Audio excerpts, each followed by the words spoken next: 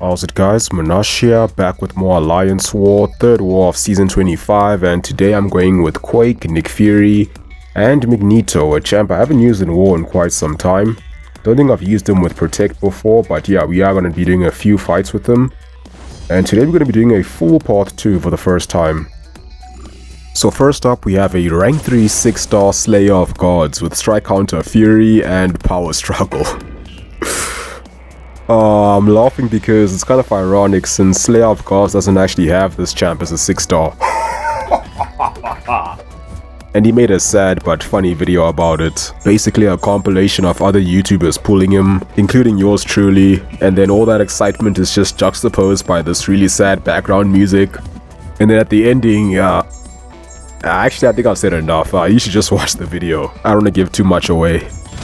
But in all seriousness, I hope he gets him soon, cause if there's one guy who deserves to have a 6-star CGR, it's gotta be him. Like, he is worthy and I would love to see it. So in case you haven't noticed, we are using Quake for this fight because she can just completely ignore the nodes. And now he's in assassin range, just need one more aftershock, and he goes down. Pretty simple stuff with Quake, and now we're gonna move on to the return of Diaper Boy, and this time he has Strike Counter Fury, Brute Force, and Power Focus 1. So this is actually where we place my Weapon X, and I remember in the previous war he got 2 kills on this placement, which was pretty high, I must say. I've never seen him get kills before, although I've only been placing him for like, what, a month now? But yeah, so I wanted to make sure that I don't die here, because that would just look bad on my part, because I roasted this man way too hard in the previous war to just die against him in the next one, especially on a non-boss or mini-boss node. That would just be a little bit embarrassing.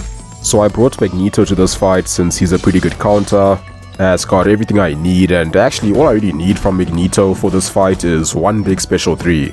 So I started by just parry heavying to build some prowesses before he goes into Berserk.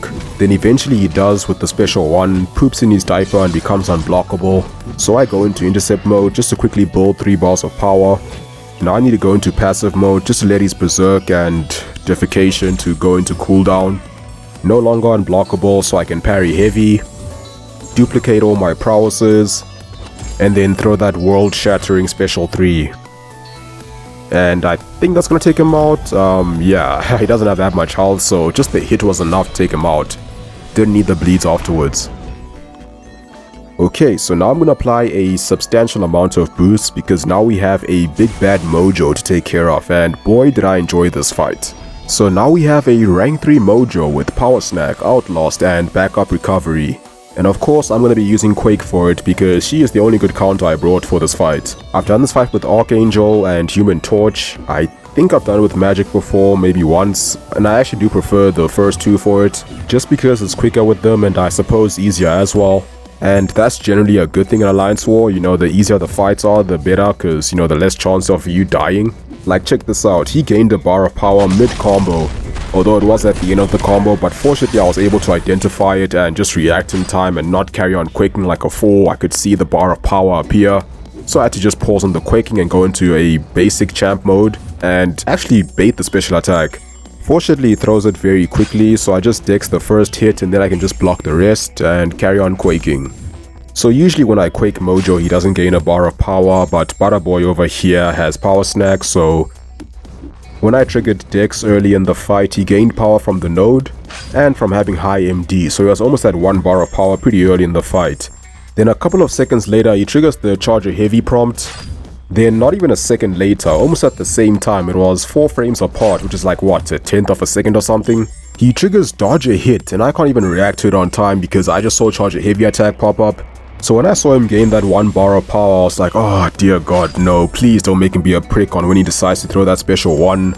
And fortunately, he throws it right afterwards. I just had to dex a heavy attack first, which I deserve because I was holding block a lot. But it's just really irritating when he throws back-to-back prompts like that, especially when one of them is one of the ones that you can't actually bypass. Because Charger Heavy is chilled since that applies concussion, so you won't gain power with the anti-life field anyway. Hold block is fine too, since you almost never hold block for that long with Quake. But this blob of butter triggers Dodge a Hit, which I'm already doing since heavy dex is the way, and usually when that happens I'll just switch to heavy parry mode, but because it happened so fast, right after triggering another prompt, I just couldn't react in time. Fortunately, it rarely happens, and when it happened here, I was able to deal with it. So besides that, it was a very smooth, in fact, beautiful Quake fight. I mean, he didn't gain any more power throughout the fight, just because I was able to adapt my playstyle between parrying and dexing when I needed to avoid triggering those prompts. Which is why I like Quaking Mojo. I just find them a bit more interactive to Quake than most champs, since you do have to adapt and change your playstyle and actually pay more attention to what's happening on the screen.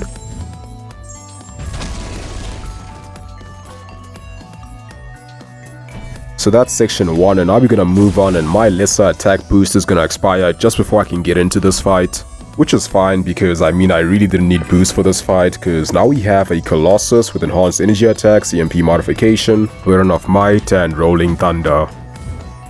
So as you all know, Quake doesn't care about all these nodes, and Colossus is a fairly easy champ to Quake, just animation wise. Glad they didn't change that when they buffed him, because they did give him some new moves. So what can I say about Colossus besides the basic generic insults like calling him a tin-head, I don't know. Maybe I should just leave him alone, cause he might actually benefit from it, cause for him, getting insulted might just be building character. How's blowing up builds character? So he is about to go down. Well, not really, there's still almost 30% left, but I mean we are on double speed right now, so it shouldn't take too long, just one more aftershock after this. So blah blah blah, commentary, something to do with Quake, photosynthesis, and he goes down. So yeah, that was some pretty stellar commentary if I do say so myself. And now speaking of photosynthesis or synthesis in general, now we have vision with strike counter, combat power rate, and power drain. So I was thinking of using Magneto for this fight, but with the strike counter node, I won't be able to get to 3 bars of power in this fight, or even 2 bars of power. I'll just end up with a bunch of those suppressions on me, then I won't be able to get any power in this fight. So of course I'm just gonna Quake it, cause she works really well for this fight as well. And I just like using Quake against Vision because there's always a bit of an interesting interaction early in the fight. Because he gains at least 1 bar of power with the synthesis, so he can throw a special 1. But I did have the Nick Fury evade synergy, so I just evaded it passively. And even if I didn't have that synergy, I still would be perfectly fine. He would have thrown the special 1 and it would have hit me, but I had concussion at the time from holding the heavy attack. So it would have done no damage and then I would just carry on with the fight like nothing happened. So now I have applied my last set of boosts, but it's just a lesser champion boost because I still have 3 more fights, but they aren't the most difficult in the world. So now we have this also Bloodstone with strike counter, combat power rate, and Stung once, twice shy, and that's a bit of a twister. Try saying that 10 times as quickly as you can. So this is not going to be the quickest fight, it's going to be a solid 2 minutes, just because Magneto without special attacks does not have great damage output whatsoever. And I am gonna ignore the strike counter node because it's just very tedious playing with it. You can only do 3 mediums, 4 lights, and 1 heavy attack before you have to use a special attack to avoid getting those suppressions on you. So Magneto is not the best counter for this fight, although it's not really a fight where you need a very specific counter. As long as you don't use a non-mutant who relies on bleed, then it should be fine. But I would prefer using Archangel for this fight. He would have shredded her so quickly without any hassle. And perhaps I should have brought Archangel instead of Magneto, but I just went with Mags because I thought he would be safer for the Weapon X fight. And also, Elsa on this node is really not that difficult, it's just a matter of dexing the special 1 and then punishing, dropping full combos and just carrying on with that cycle. Very simple and basic fight. And I could have just Quaked the fight as well, but I mean I've already Quaked a bunch of fights, and actually half of the fights have been Quake fights so far, and we still have 2 more fights to go.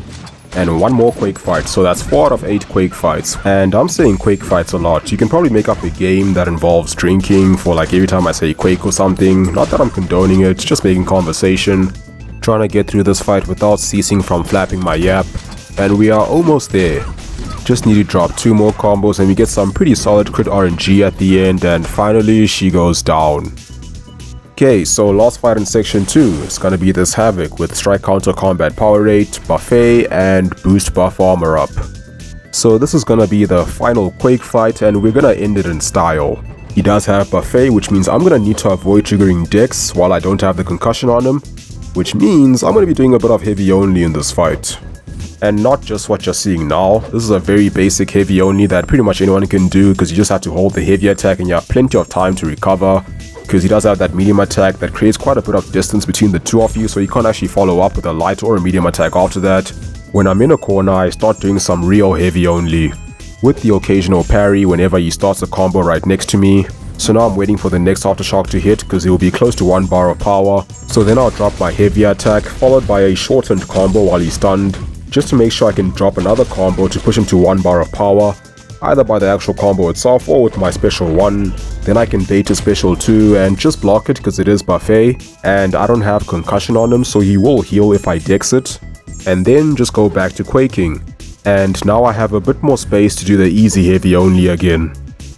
Once I'm in a corner again, carry on with the usual heavy only.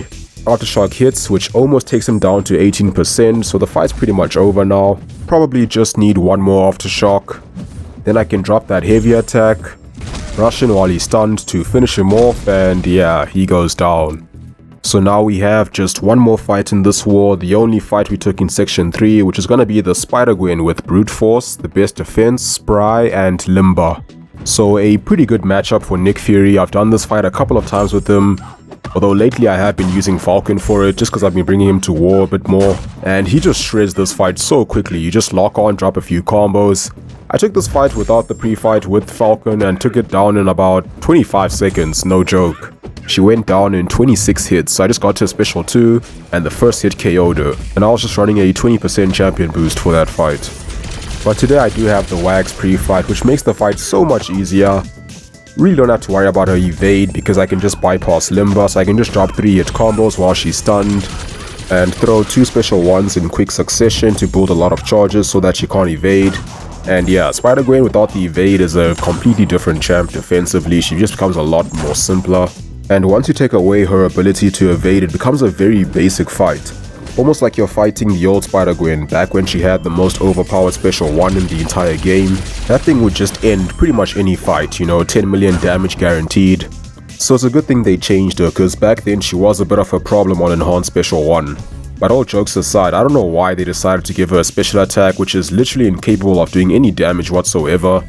Maybe they were just trying to make her more unique or interesting, but I mean, it's just a huge detriment to her overall usefulness. I'm all for having special attacks that focus more on utility, but they don't have to not do damage as well. I mean, pretty much every champ has a special attack that has some form of utility, but they all still do some damage. And the thing is, it wouldn't be that bad if it was a bit more useful, but I think all it did was trigger her evade, which wasn't even that great to begin with. And overall, she just sucked as a champ. Nobody wanted to pull her. The only thing I liked about her were her animations in general. So I was pretty happy when they buffed her because I just enjoy playing with her. But yeah, I'm going way over time here, but that's gonna be it for this video. Unfortunately, we lost this war, a pretty tough one. It was a bit close until the end. But yeah, that's gonna be it for this video. Hope you guys enjoyed. Thank you for watching. Have a wonderful day, and I'll see you soon.